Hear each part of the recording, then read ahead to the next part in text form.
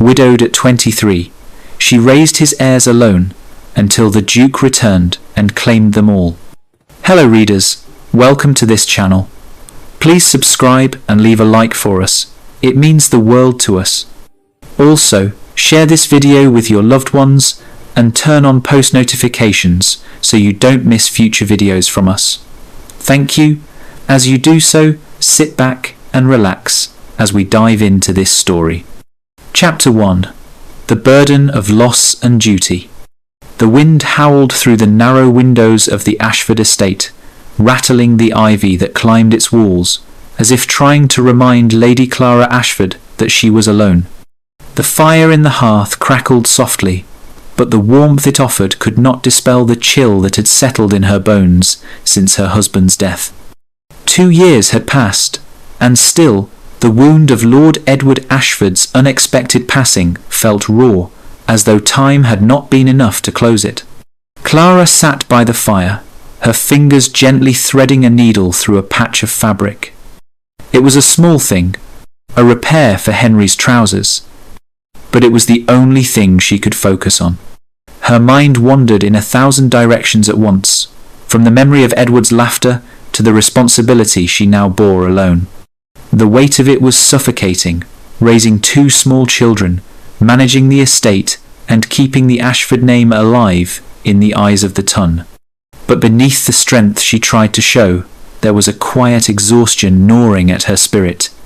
She had become a widow at 23, the future she had once imagined, with Edward slipping through her fingers like sand.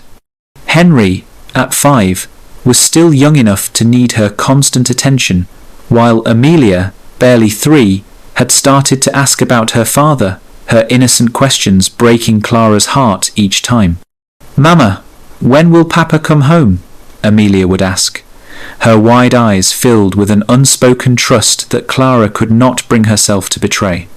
She would smile softly and hold her daughter, but inside there was always that unrelenting ache of not being able to give Amelia the answer she craved. The small estate was quiet, too quiet. The silence of the rooms, once filled with Edward's vibrant presence, now echoed like a distant memory.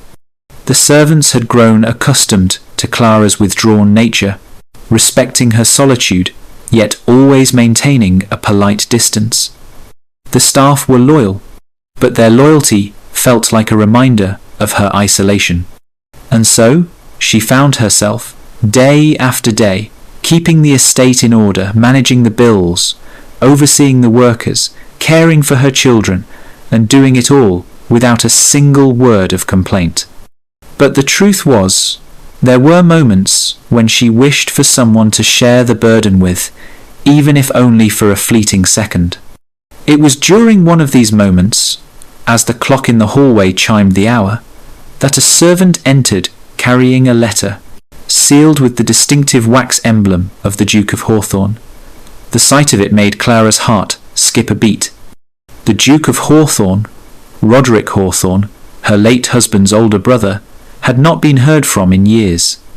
He had disappeared from England shortly after Edward's death, retreating to some undisclosed location abroad to mourn the loss of his younger sibling.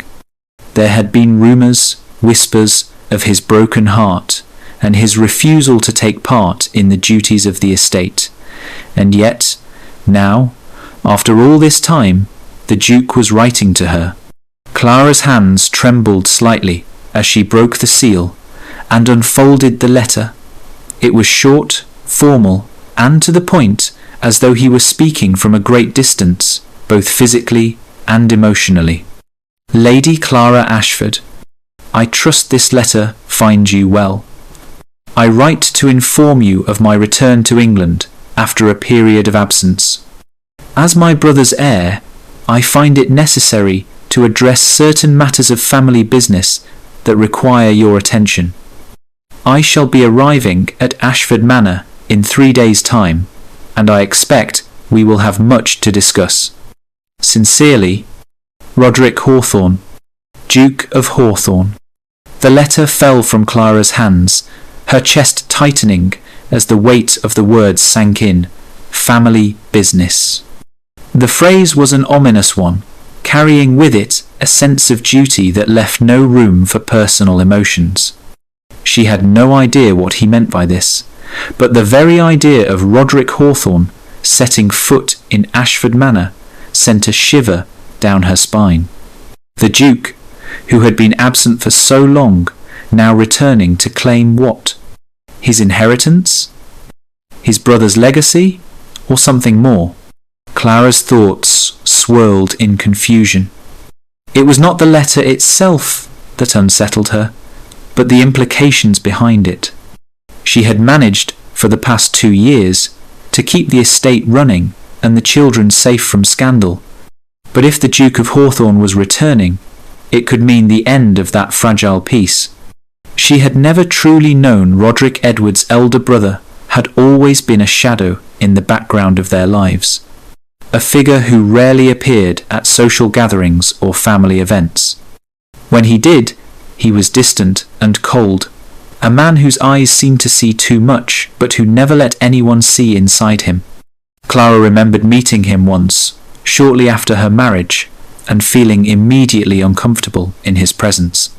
He had a way of looking at people that made them feel as though they were being assessed, measured, and found wanting.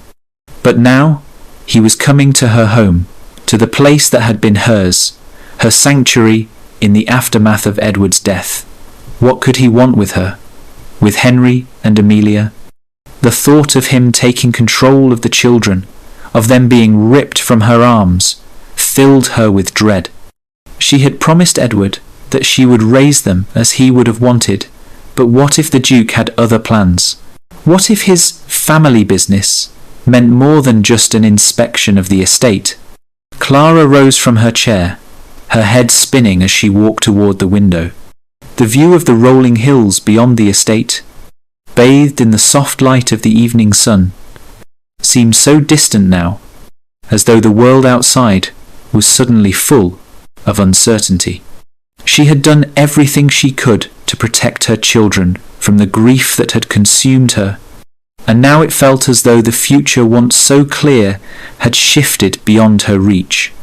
Her heart beat faster as she thought of her next steps. She had to prepare, to make sure the estate was in order, that the children were well, and that she was ready to face Roderick. But there was a deeper, more personal fear that gripped her. The possibility that this meeting would change everything. What was his return really about?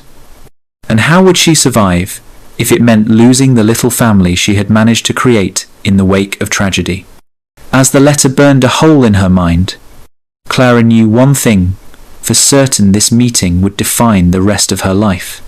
Chapter 2. The Duke returns. The day of Roderick Hawthorne's arrival dawned grey and heavy, as if the sky itself were holding its breath. Clara stood at the window, watching the carriage approach, the familiar weight of dread settling into her chest. She had expected the moment of his return to feel monumental, but standing here now, in the quiet of the estate, it felt like a breaking point. The estate, her sanctuary, seemed suddenly too small, too fragile to contain the power that Roderick brought with him. She straightened her shoulders, willing herself to appear calm, though inside, her heart pounded erratically.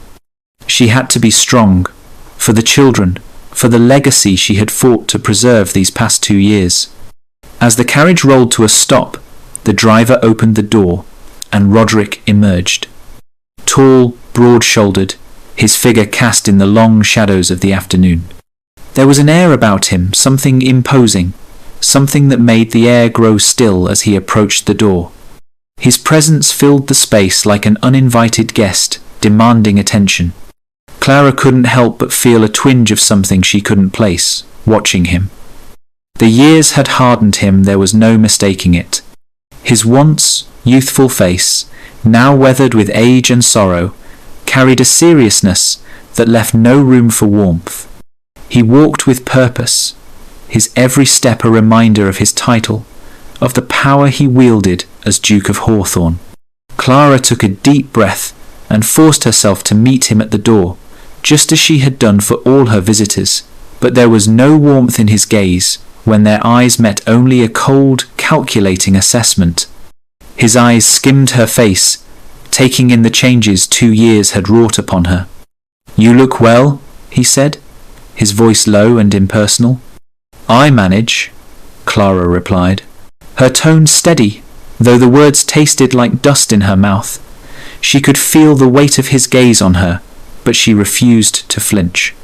She had learned to face difficult people with courage, even if that courage was feigned.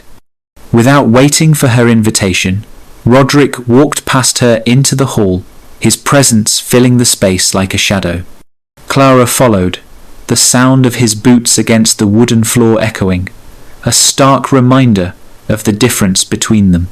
He was not here as a brother, not as Edward's kin, but as the Duke of Hawthorne, and that power, that distance, was palpable between them. "I trust the estate is in order?" Roderick's voice broke the silence, crisp and formal. Clara nodded, her back straight, the polite facade firmly in place. "Everything is as it should be." He didn't respond immediately, instead scanning the room, as though looking for signs of decay, of mismanagement. Clara watched him carefully, wondering what he was truly here for. The Duke had made no mention of what this family business entailed, but she had a feeling it had less to do with the estate and more to do with the children. "I have brought my solicitor with me," Roderick said after a moment, his tone clipped. "There are matters that need to be resolved. It's time we discuss the children." Clara stiffened, her breath catching in her throat. The children, her children, the ones she had raised alone, the ones she had given everything to in the wake of Edward's death. She could feel a knot tightening in her stomach. "I'm sure you'll find everything in order where they are concerned," she replied, her voice steady, but carrying an underlying firmness. Roderick's gaze sharpened, his eyes narrowing just slightly, as if he were seeing Clara for the first time. "You've done well, Clara," he said, the words laced with an unexpected kindness. But there was a catch, Clara knew. But it is time for them to be raised in their rightful place, with their true family. Clara's heart skipped a beat, the implication sinking in like a stone dropped into a still pond. She swallowed hard, refusing to let the shock show. "Their father's wishes were clear," she said quietly, but with a force that surprised even herself. "Edward wanted me to raise them. He trusted me." Roderick's jaw tightened, the muscles in his neck flexing with restraint. "Your husband is gone, Clara. The children belong with their rightful heir, with their uncle. It is my duty to ensure they are raised with the values that will uphold the family name." Clara blinked, the words stinging. "The children belong with their rightful heir." That was how he saw them, objects to be claimed, passed from one hand to the next. She could feel the anger simmering beneath her skin, but she kept it in check. She had to. "They are my children, Roderick," Clara said, her voice low, almost pleading. "I raised them after Edward died. I gave them love, stability, a home. That matters." Roderick was silent for a moment, his gaze distant, as though weighing her words against something inside him. When he finally spoke, his tone was cold, detached. "This is not about what you want, Clara. This is about what is best for them. They must know their place in society, their duty to the family. You cannot provide them with that." Clara felt her heart constrict, and her breath falter in her chest. "I can provide them with everything they need," she said, the words tasting like a defiance she hadn't known she still had. "Love, security, a future. What more do they need?" Roderick's eyes flicked toward her, studying her with a sharpness that made Clara feel small, vulnerable. "I have nothing against you, Clara," he said, the words clipped. "But I am their guardian now. I will not let them be raised in isolation. They must learn what it means to be a part of something larger than themselves." The conversation had taken a turn Clara had not anticipated. She had known Roderick would not be easy to deal with, but she hadn't expected him to be so determined. Her mind raced, grappling with the reality of the situation. Could she really fight him on this? Could she really stand up to a duke? Her gaze drifted to the staircase, where Henry and Amelia stood, peeking through the banister at the man who was about to alter the course of their lives forever. Clara's heart tightened as she saw them, innocent and unaware of the storm brewing around them. She had sworn to protect them, to give them a life free from the expectations and burdens of the ton. But now, it seemed, Roderick would take that from them. Roderick noticed the children too, his gaze softening just slightly as he watched them, but his resolve remained. "It's for their future," he said again, this time with a finality that made Clara's blood run cold. "I will not let you take them from me," Clara said, her voice breaking free from the calm she had tried so desperately to maintain. The words were out before she could stop them. "I will not." Roderick looked at her for a long moment, his expression unreadable. Then he nodded, as though acknowledging some unspoken truth between them. "You will fight for them," he said quietly, "and I will fight for what is best for them." The tension between them was thick, a palpable wall that neither of them could breach. And as Clara stood there, facing the man who would undo everything she had built, she realized with a sinking heart that this was just the beginning of a war she hadn't prepared for. A war for her children, for her future, and for the life she had fought so hard to build. And in that moment, she knew that no matter the cost, she would fight to keep her family intact. Chapter 3. Old wounds and new allegiances. The tension in the drawing room was palpable, a storm that neither of them could quiet. Clara stood before the fire, arms folded tightly across her chest, her gaze fixed on the glowing embers as though they might offer some answer to the silent battle raging between her and Roderick. The letter he had written had been clear his intentions for the children were not open to negotiation. But Clara refused to surrender. "I've raised them as their father would have wanted," she said quietly, her voice steady, though the weight of the words carried a deep, aching sorrow. "Edward would never have wanted them to be torn from their home, their life here." Roderick, standing at the opposite end of the room, remained impassive. His tall frame filled the space, his broad shoulders heavy, with a responsibility that, at times, seemed too much for any man to bear. His posture was straight, his hands clasped behind his back, as if he were trying to keep himself from acting on the impulses that flickered behind his eyes. "You mistake my intentions, Clara," he said, his voice low but firm. "This isn't about what you want or even what I want. It's about what's best for the children. You cannot shelter them here forever. They must learn what it means to be part of something larger than themselves." Clara turned sharply, her eyes meeting his, a flash of defiance in her gaze. "And you think taking them away from their home will give them that?" she asked, her words sharp with emotion. "You don't even know them. You don't know what they need." A flicker of something, perhaps regret or understanding, crossed Roderick's face, but it was gone in an instant. He stepped toward her, his boots echoing softly on the wooden floor, the air between them thick with unspoken frustrations. "I know what they need," he said, voice softening for a moment. "They need stability. They need guidance. And most importantly, they need to understand that they are part of a legacy that must be upheld." Clara's chest tightened, a mixture of anger and heartbreak warring inside her. "This is their legacy, Roderick. This estate, their father's name, and the love I've given them." She swallowed hard, her throat constricting with emotion.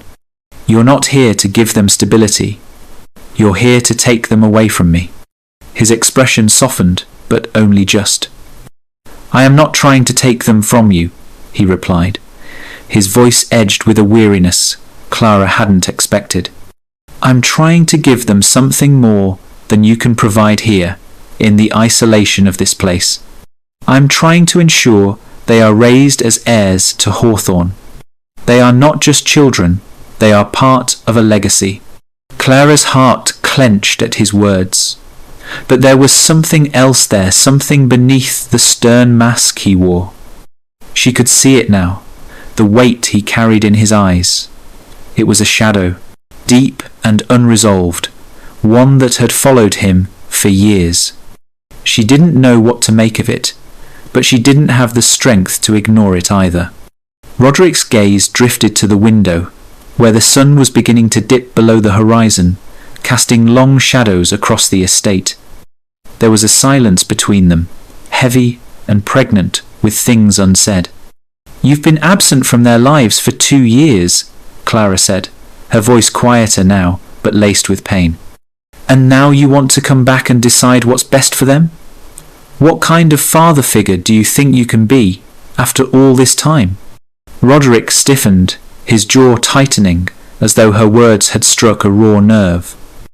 But when he spoke, there was no anger in his tone, only something deeper, something more vulnerable. "You think I don't know what I've missed?" His voice was quiet now, each word heavy with unspoken years. "You think I don't regret leaving? That I don't regret stepping away after Edward died?" He paused, his eyes meeting hers for the first time, and Clara saw something in them, something she hadn't expected. Pain, real pain. "Do you know what it was like to leave?" he asked, his voice trembling slightly. "To leave behind everything, to step away from family, from duty, from my responsibilities.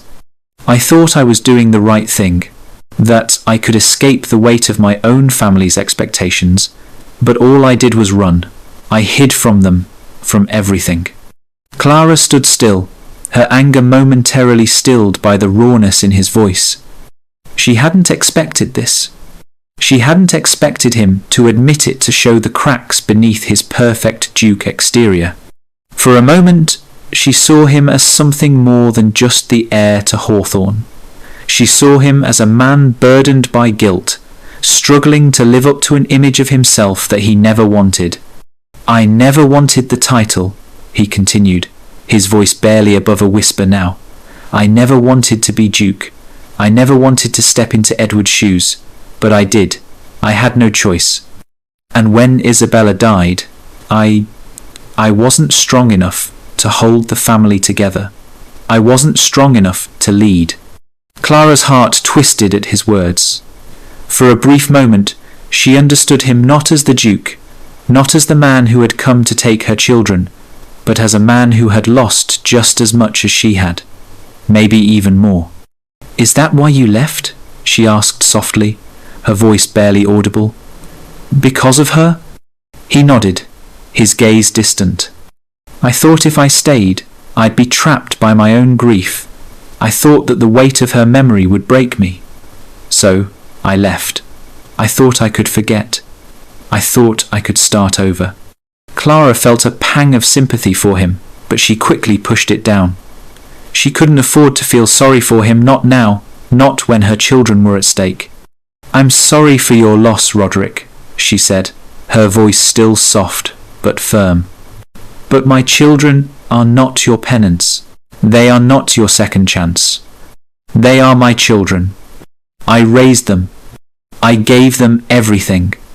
And I won't just hand them over because you think it's best." He looked at her then, really looked at her, and for the first time, Clara saw something else in his eyes. Respect. Maybe even a little admiration. But there was still that distance between them, still that wall he had built around himself. "I'm not asking you to give them to me," he said, his voice steady once more. "But I need you to understand that they have a duty, Clara. They will grow up, and they will have responsibilities, responsibilities that you cannot prepare them for here." Clara shook her head. "You don't get it, Roderick. You think this is about duty. But it's not. It's about love. They have a mother who loves them, and that's more than any title or legacy can give them. Roderick's gaze softened, but only slightly. I never wanted this life, Clara. I didn't want to be a duke, but I am, and I can't undo what I am. Clara stood there, silent for a moment, the weight of his words pressing down on her chest.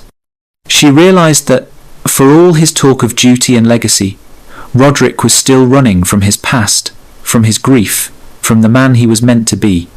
And maybe, just maybe, they were more alike than she'd ever realized. Chapter 4. The Turning Point. It began with a headache, a dull throb behind her eyes that Clara initially tried to ignore. But by the time the sun dipped below the horizon, the ache had intensified, spreading like a vice around her skull. She had been managing the estate all day, overseeing the staff, reviewing ledgers, walking the grounds with the estate manager. It had been a long day, and though the work was second nature to her now, her body was betraying her. She dismissed the throbbing pain as exhaustion, as she had done so many times before, but as the evening wore on, the pain worsened, turning sharp and unbearable. By the time she went to bed, she felt dizzy, her skin clammy, the world spinning with every turn of her head. Clara lay in bed, her thoughts a tangle of confusion and fatigue, when the door creaked open. She barely had the energy to open her eyes.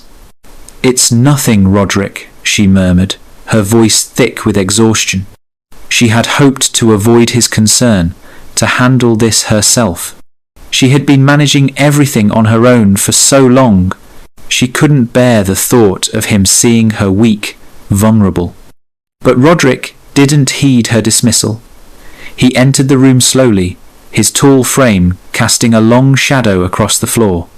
He moved with quiet purpose, like a man used to tending to matters of importance, not to the frailty of others. He had been absent from her life for so long, yet here he was, standing at her bedside, his gaze sharp but softened with concern. "You are not fine," he said quietly. His voice, usually so cold and detached, was edged with something else now, something almost tender. "You are pale, Clara.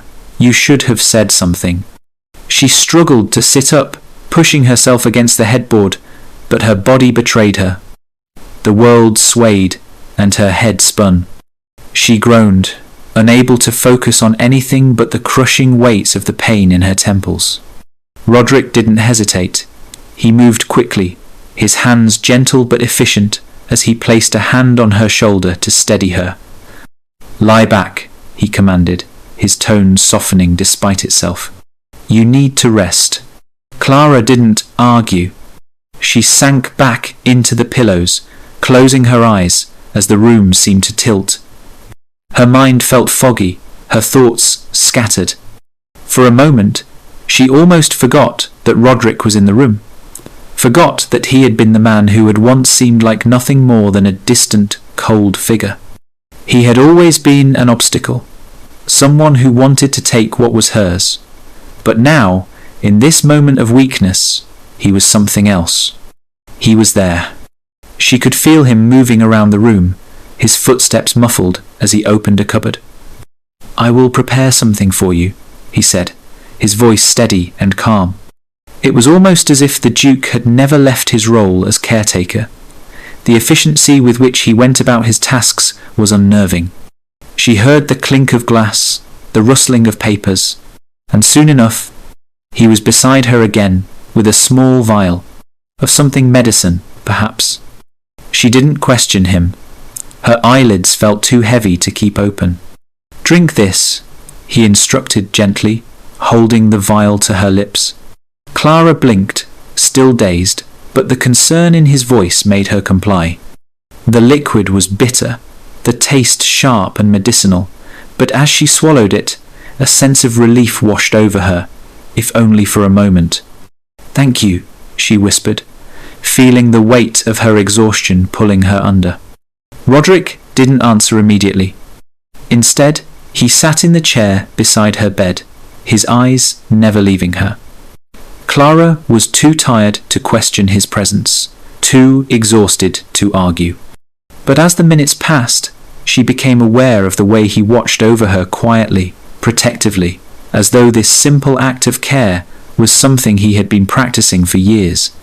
She drifted in and out of sleep, the pain fading into a dull throb, but in those fleeting moments of consciousness, she became acutely aware of the change in the air between them.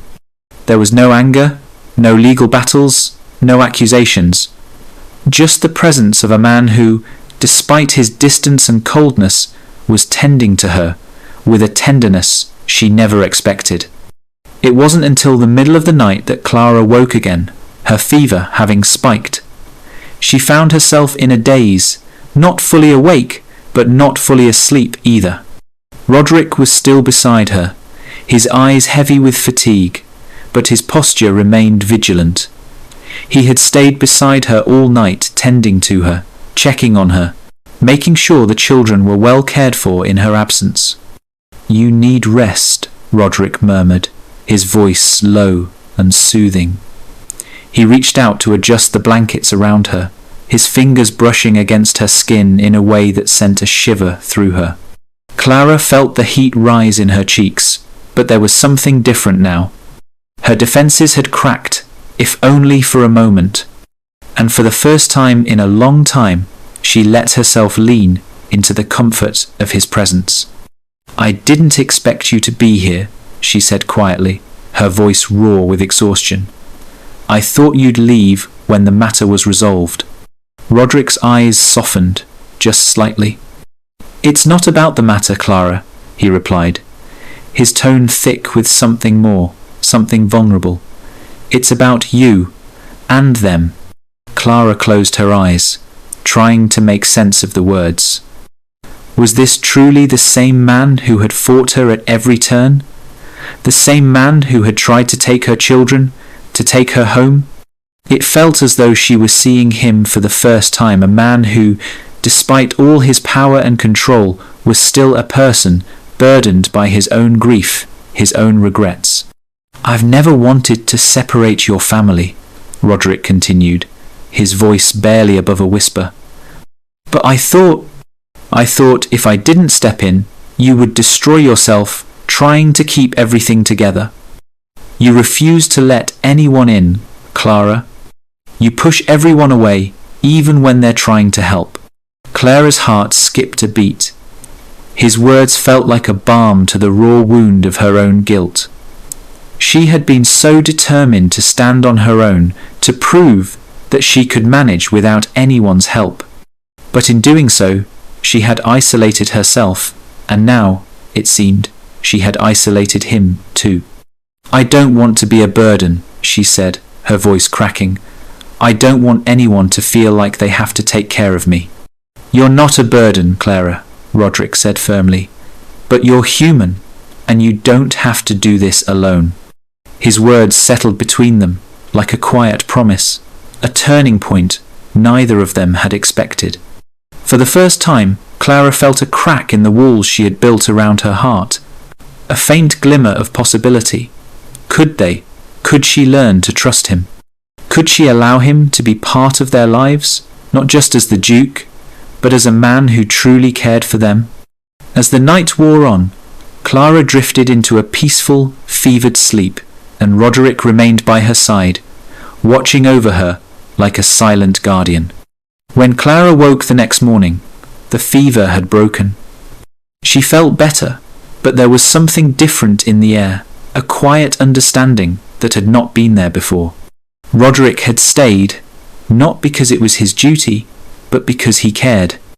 "I can't do it all on my own, Roderick," she said softly as he entered the room with tea for her. "I realise that now." He nodded, his expression serious. "Then let's do it together." And in that simple exchange, a new beginning had started.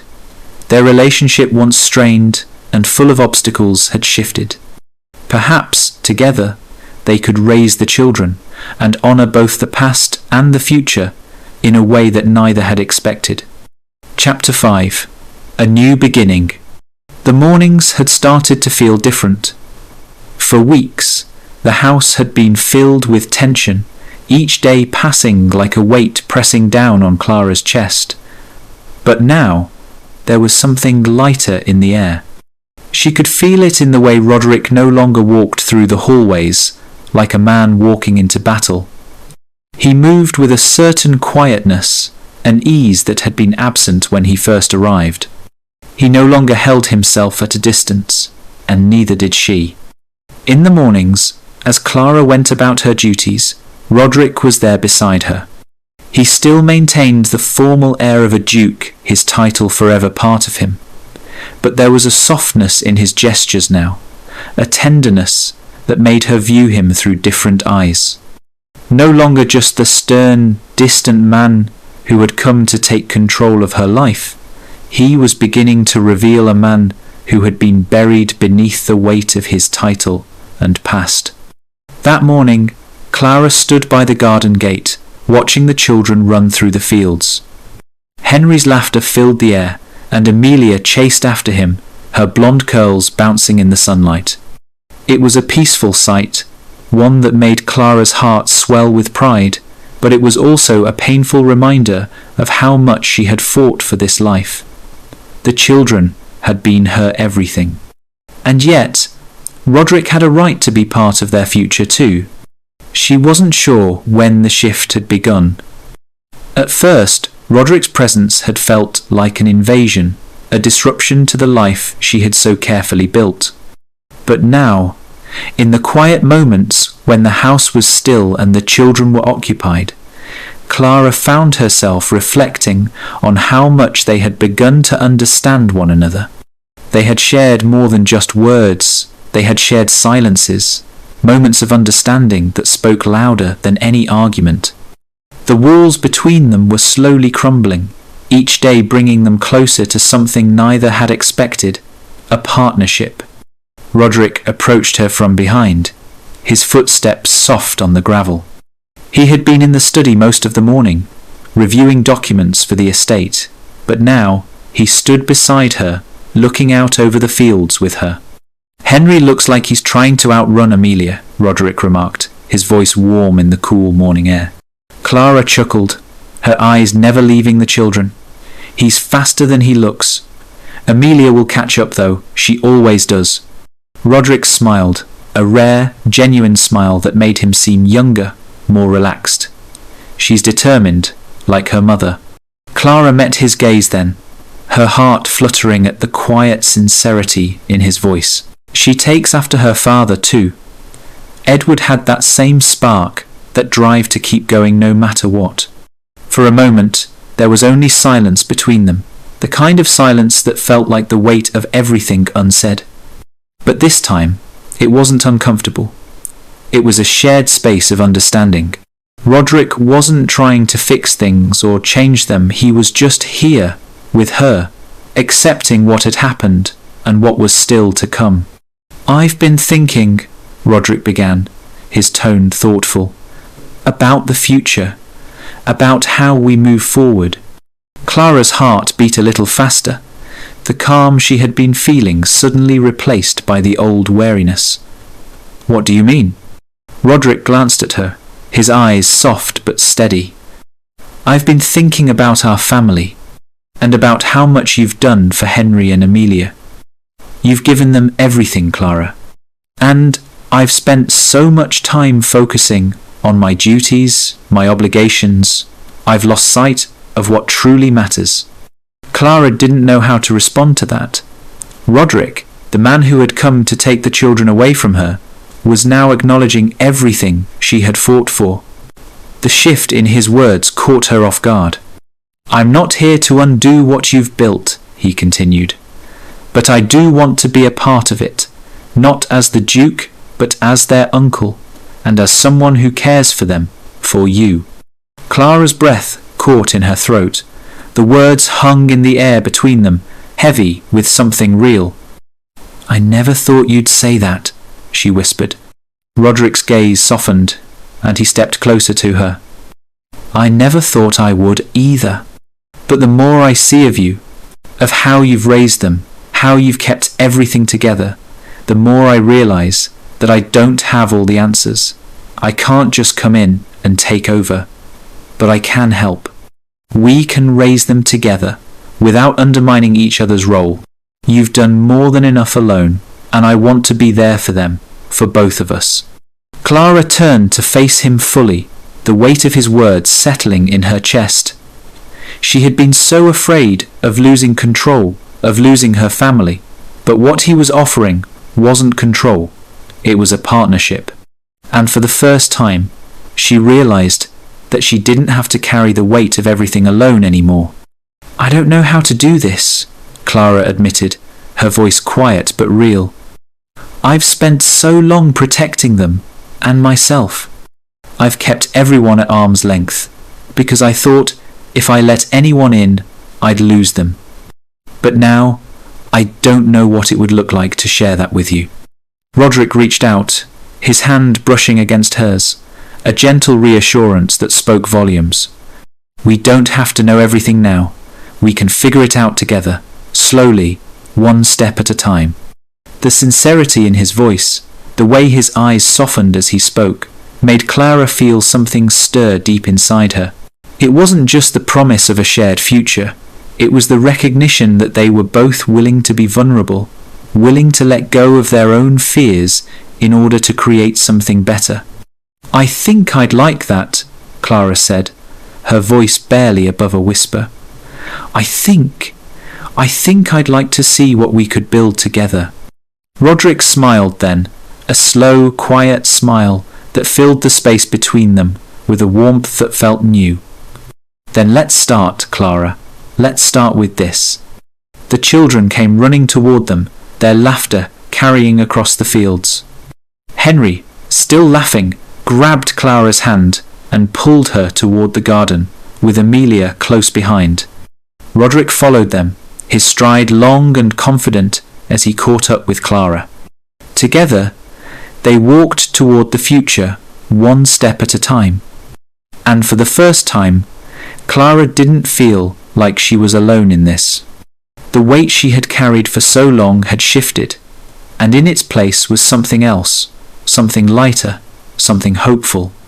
The love she had fought so hard to protect, the legacy she had kept alive, was still there. But now, it wasn't just hers to protect. It was theirs, together. Thank you for staying with us until the very end of this emotional journey. If this story touched your heart, we invite you to subscribe, like, comment, and share. Your support helps us continue creating more stories of love, redemption, and second chances that matter. At the end of this video, you'll see a suggestion for another of our romantic stories. Click and discover more beautiful tales of courage and connection. With all our gratitude, Duke's Story.